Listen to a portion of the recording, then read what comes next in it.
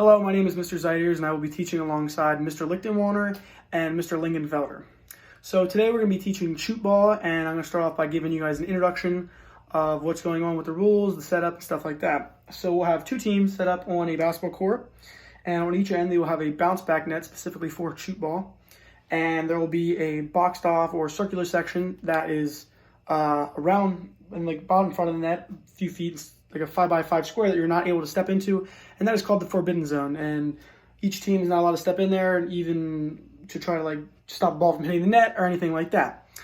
So pretty much what happens is you score points, and you can score on either side, but there are also rules that go with that. You score by throwing off the net. It has to go up in the air, it'll bounce off, and you really want that to hit the ground is what happens. If it hits the ground, it's a point for you.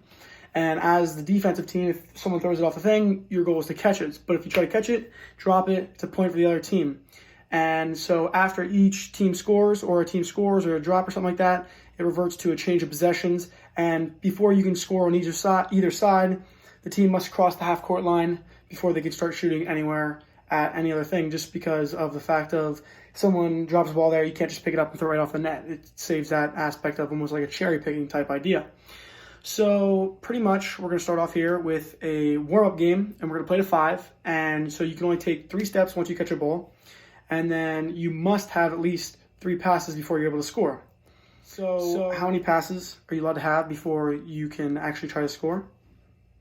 And also, how many points are we playing to?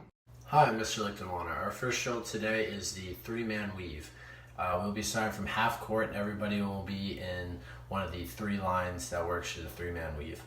The 3-man weave works that the person in the middle will start the ball, and they pass to the person on their left.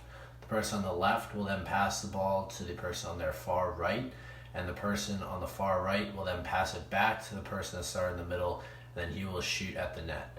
Our checking for understanding is who starts with the ball and where does each person pass the ball. Our second drill today is keep away. We will have 4 defenders and 3 offensive players. The goal is to get 3 passes without dropping it or having interception.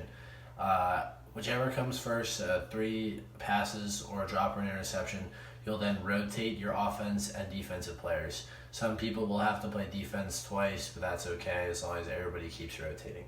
So our checking for understanding is how many defensive players do you have and how many offensive players do you have? Hello class, my name is Mr. Lingenfelder, and I'll be teaching the final game of the activity. So it will be a game to 10, and you can take as many steps as you'd like with the ball after catching it. And once you are tagged though, you must throw the ball. And so for every point scored, that's 1. And then if your team demonstrates a 3-man weave or any kind of weave, that'll be another point. And then so for the closing, our 2 questions are going to be, what game did we learn how to play today?